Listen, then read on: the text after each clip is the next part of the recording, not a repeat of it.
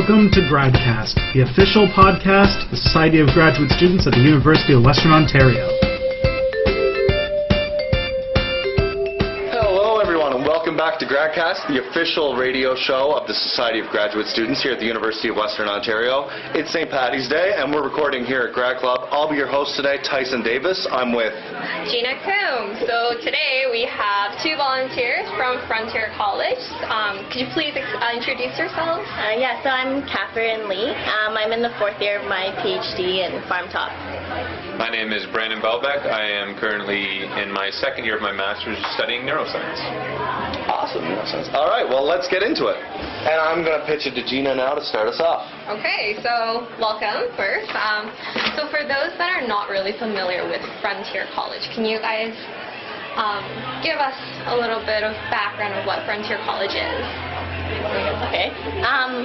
So Frontier College was basically founded a long time ago, in 1899.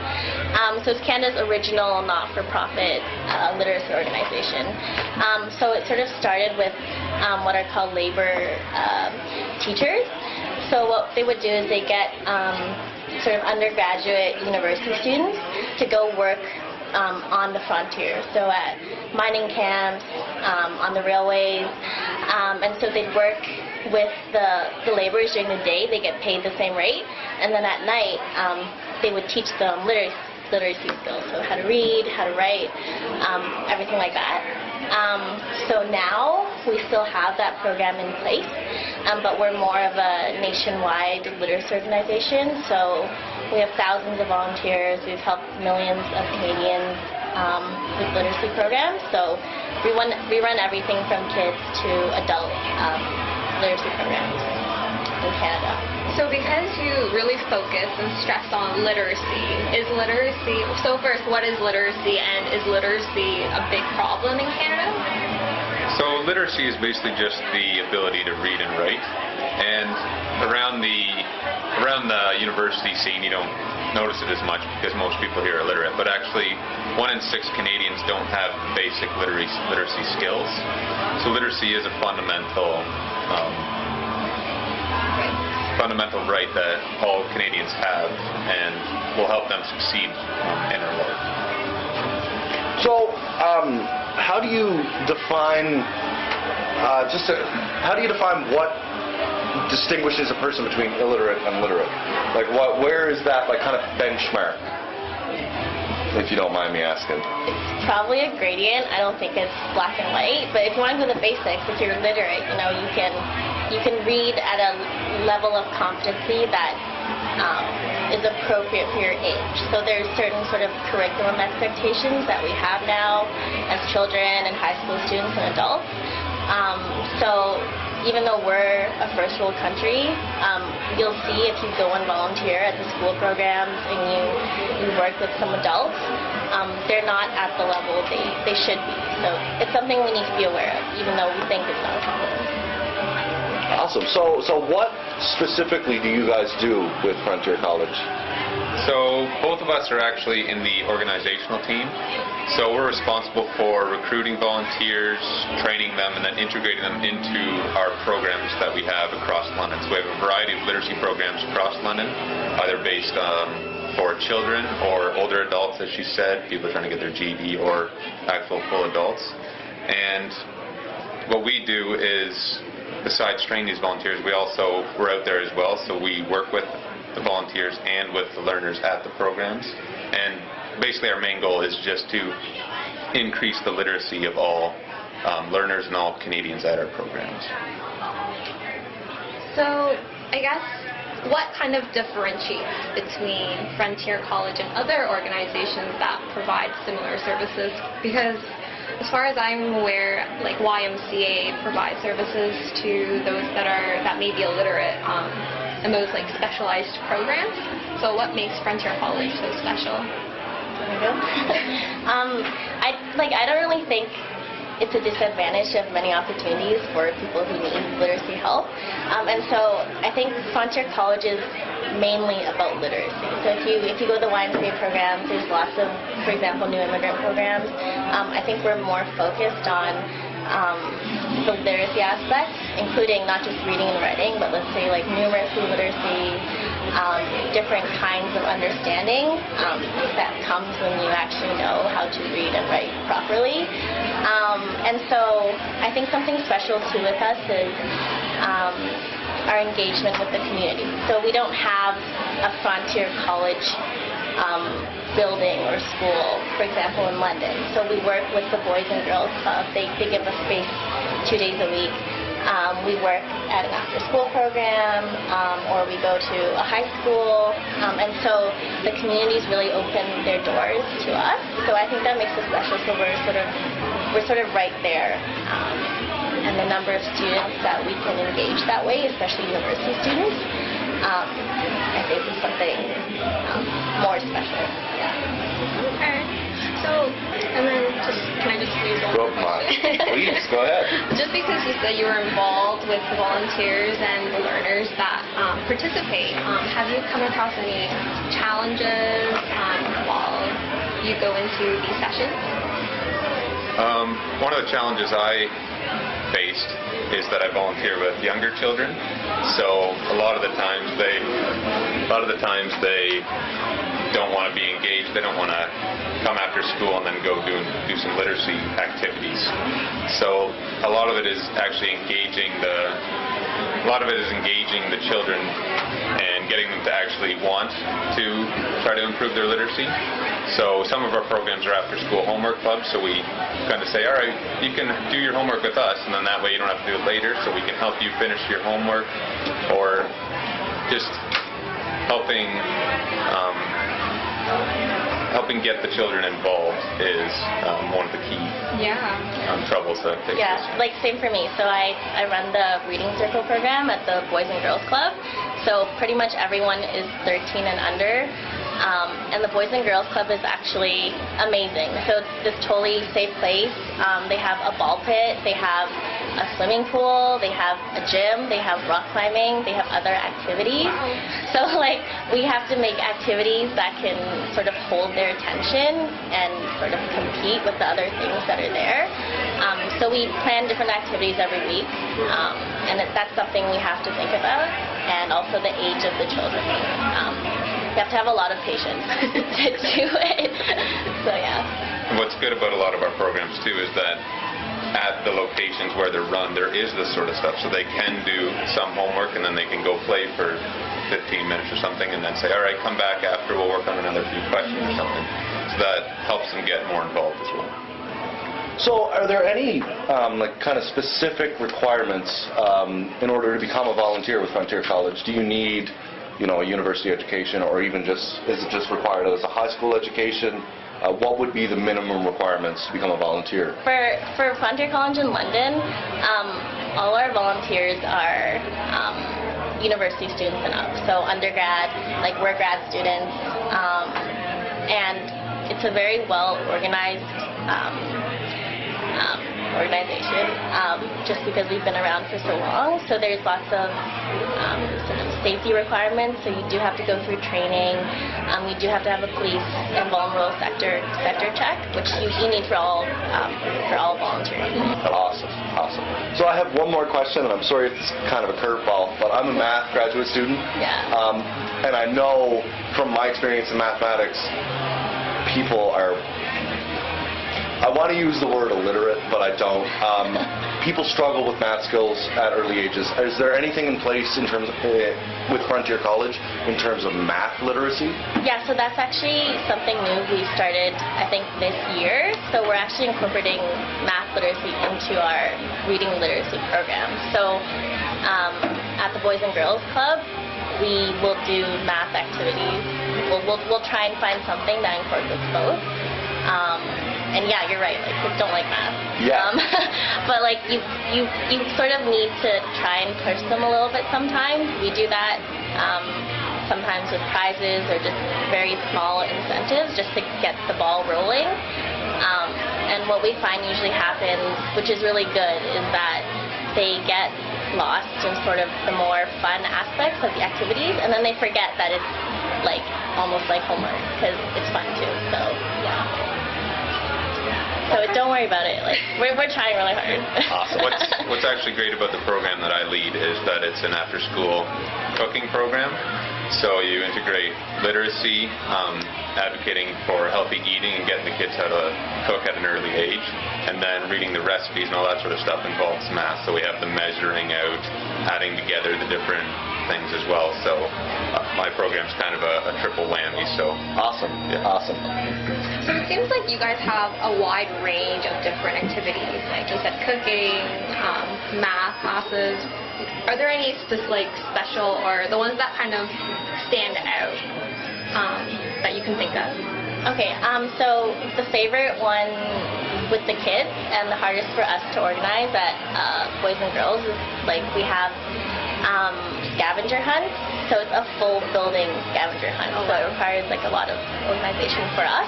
But so we'll pretend they're spies or something, and they make their own badges, and then they have codes they have to break. They have to read things to solve, and they just run around. And they have a ton of fun, and they don't realize they're actually, doing the things we hope to get them to do. And so that's one of our favorite activities. I think my program's pretty out there. A lot of them are after-school homework clubs, so helping children with their homework and stuff. But I've volunteered at 2 after-school programs that incorporate both cooking and physical activity and literacy. So these are great programs because it encompasses a wide variety of aspects of learning, especially at a young age. All these are good to have them learn about. So I guess for the listeners that may be interested, can you give, one reason of why they should be volunteering with Frontier College? Okay, so Brandon and I are both grad students, and I think it's important to remember as university students that we are in a community. We're not just sort of in this academic bubble. We need to reach out sometimes. London does support us, and we should give something in return, and I think that's something we should all try and do.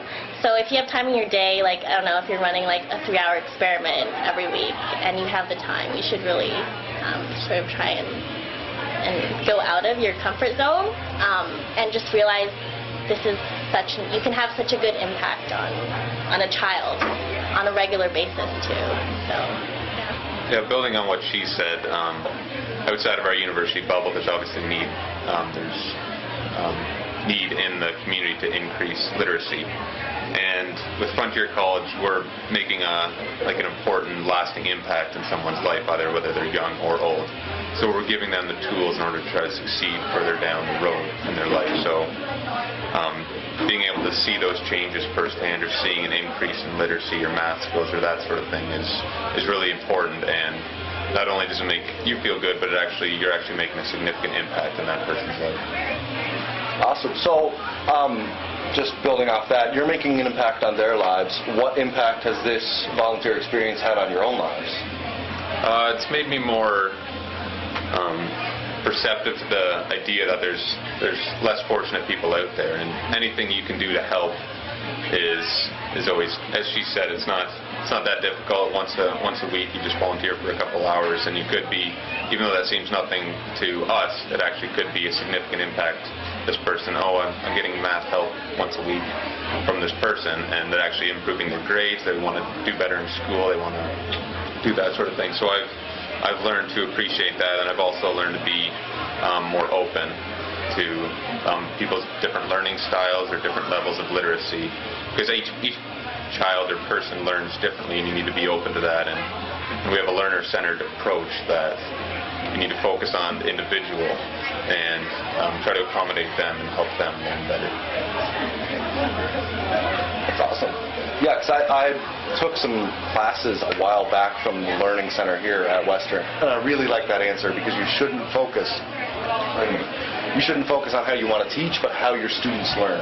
So that answer is great by me. As a math student, I learn geometrically, I learn through shape, I learn through space, I learn through the world around me, but other people are just happy to memorize formulas. Yeah. So I'm very happy to see you guys are taking that, the learning-centered approach, and that's, as opposed to the teaching center. And that's one of Frontier College's main things, is that we are a volunteer-based, learner-centered organization. Yeah. That's amazing.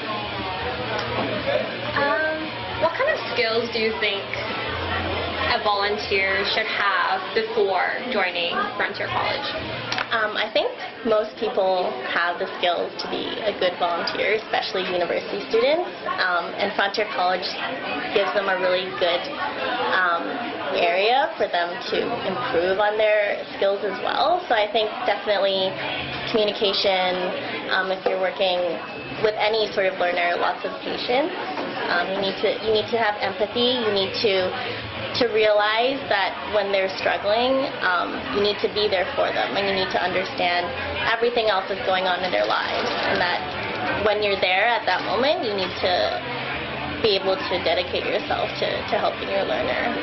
So I think most people do have the skills they need. So we always interview volunteers before they start, so you can't just sign up and go. Like, we need to see that you're a real person and you're capable of, volunteering, which pretty much everybody is. And so yeah, we're always looking for volunteers. So Yeah. I guess I'm just kind of curious about the sessions that you guys hold. So I guess it varies depending on what kind of activity that you're holding, but on a typical basis, I guess, is it with multiple volunteers? How big are the sizes of class? Do you need to bring anything? We have a wide variety of classes, from anywhere from 5 learners trying to do their homework to, I'm at a pretty busy one, I have 50 kids Wow. at night, split up into 2 groups, and then we split those up into further sections. But no, you don't need to bring anything, you just need to come and be prepared for the day ahead. So we have 25 kids for each section, then you split those up either into a cooking, a literacy, a physical activity, and then just like a snack or something where they get to make their own snack. So we have a wide variety of programs, both in size and in what we're actually doing. So for the volunteers, are they paired up with another volunteer, or is it kind of independent? So at my place, it's more of a group learning environment, because some kids don't really have any problems with the activities. They just like to do it, and they can do it themselves. But you always have, you sometimes have learners that struggle, and we actually have pretty good volunteer to learner ratios. So whenever someone needs extra one-on-one time, we always have someone who's available. So there's a sort of group versus one-on-one learning. So it's really good, actually. Yeah, I think some of our places have 4 volunteers and then 5 to 10 learners show up, so it's almost a one-on-one, Right. 1 to 2, so you can get actual good help with your homework. And then other ones, you have maybe 10 kids that you need to kind of settle down and focus. And so yeah, there's a wide variety. It sounds almost similar to TA experiences I've had since I've been a graduate student here. Sometimes you get a TA where there's only 10 students in the room and you, and other times you're the guy standing in front of a room of 100 people trying to somehow reach out to everybody. So it's really, it almost just feels like it mirrors what we go through as TAs to some extent. Yeah, looking at graduate students, I've had some tutorials where 2 kids show up and you can help them one-on-one, or 20 kids show up and it's almost like a lecture. So, exactly. Yeah, it's very similar to that. Yeah, so like we all have the skills to volunteer with Frontier College. So Yeah, your TA skills just directly transferred totally. to volunteer skills. Yeah. That's awesome. As volunteers at Frontier College, I assume you've had some interesting experiences. I'm just wondering what would be the most memorable experiences you've had as volunteers with Frontier College. What really stands out in your mind? So yeah, there's been a lot I've been volunteering with Frontier College for 4 years now, so I've had a lot of memorable experiences, but the one that stood out the most was a number of years ago. I was helping a younger girl with her math homework. I think she was grade 5, so I had to relearn long division. So she taught me how to do that, but then I started helping her. I gave her some tips and tricks that she'd never heard of, and she said her teacher doesn't give her that much one-on-one time or anything, so every week I'd help her, and then actually seeing her taking these and using them. So she'd come back and she's like, no, I can do these questions. So she'd finish off her homework, and she actually said she did better in assignments and tests. So actually seeing a significant change or an impact in that person's life, and seeing them actually take the skills and use it in school and do better was my biggest impact that I've seen. Yeah, so I've been with Reading Circle for 3 years now, and for me it's more the progression of most of the learners. So when we first started, we kind of sometimes struggle with keeping them on the activities, and we almost always needed to give out prizes for something. So like, well, I'm going to do this, but what are you going to give me, right, as a prize or something like that? And what I've seen in the 3 years is by now, they'll just do the activities. Like, I don't know if it's because we got better at planning or I don't know, but I'm going to say it's just they've seen us regularly now, so we go every week, and they've seen me and my other program leader every year for 3 years. So they know us, and we've developed a rapport, which I think is really important when you work with these students. You need to consistently show up to show that you're going to be there for them when maybe they don't get that kind of support somewhere else. And so if we ask them to, do this activity for us, maybe it's not the scavenger hunt that week, maybe it's, say, like a crossword that's not as fun, they'll still do it. And we've seen that we barely hand out prizes anymore. It's like they like to do it, and I think seeing that kind of learning progression is amazing. And like, we were able to do it because Frontier College lets us volunteer, and the Boys and Girls Club lets us be there to do it. That's awesome. It seems like their desire to learn has increased it has. as the program has grown. Yeah, it's really nice. That's amazing. So I guess for those that want to volunteer now with Frontier College, how should they get in contact with you guys? Well, we have a number of different avenues. We actually have a full Frontier College website, and recently we've developed a Frontier College website specifically for London. So there's an application on there, there's an email that you can get in contact with, and yeah, so we have a website there. We also have a bunch of flyers up all around university campus. We have a lot of slides and everything that go up before classes and stuff. So we're trying to reach out to the volunteers, but if they need to contact us, I think our website would be the best. So the easiest way is just Google Frontier College. Google Frontier College, Frontier College London, and then that way, you put in your email there, we'll contact you, and yeah, that's the best one. Yeah, so if there's any one reason that I should go out of my way to volunteer with Frontier College, what would that reason be, like, specifically to a graduate student, say? What would that one reason be that I should go out of my way to dedicate my time? I guess.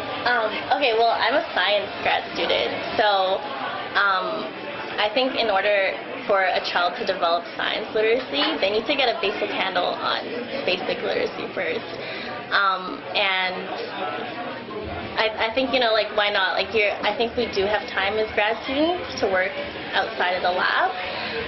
And it's sort of this regular, consistent thing you can fit into your schedule for like Brandon said, a couple hours a week. I think we can do it. And I think as grad students, as a whole, I think we can do more in the community, because you hear about, like medical students going out and doing their thing, or like dental students going out and helping kids learn about dental health. Well, like, why can't we also go out and do something? And I think Frontier College is a good medium to do that, because I'd love to see, like when I talk to the kids there and tell them, like, I've been in school for like forever. I kind of gloss over that, and I just say like what I'm going to be doing, and that's probably something they've never heard before, I think, about what a grad student can do. And so you can open their eyes to a new opportunity, opposed to something they've never considered. Yeah. I think building off my most memorable experience of the reason why you should go out there and volunteer is because you're actually making a big impact in someone's life, even helping them once a week with their literacy, either reading, writing, or some math skills. That could have a huge impact down the road, and that could help them become a better person or make an impact in their community or something further down in their life. So you guys provide programs to improve their literacy skills. So now the question is, what's the difference between the programs that you provide versus what they would be getting at school for the students? So as I said last time, maybe at school they have 20, 30 kids in a class for one teacher, so they're not getting that much time. Maybe after school they could meet with their teacher, but at these programs we have a pretty high volunteer to learner ratio, as we said, or tutor to learner ratio. So this is more one-on-one or group setting, so more individualized learning. And then, as I said before, we're doing that learner-centered approach. So we're trying to find out how they learn and then try to help them learn either what concepts they need, or we just try to, we try to help them learn the best of their abilities. All right, guys. Well, That's good. yeah, that's a great answer. Well, I'd like to thank you both for coming in today and talking to us about Frontier College. For any of you grad students out there that want to get involved in something in the community, this is the best opportunity I've came across since I've been here, and I've been here for 4 years. So take it from me, this sounds amazing. Thank you both for coming in. Thank you for having us. Thank you. And everybody out there, listeners, we'll catch you all next week. Have a good one. That's all for this week.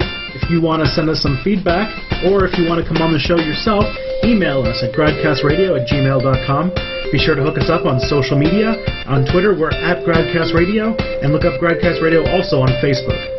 If you want to subscribe to the podcast is located at gradcast.podbean.com, and it's on iTunes. And while you're there, why don't you leave us a review? It really helps us out. We'll see you guys next week.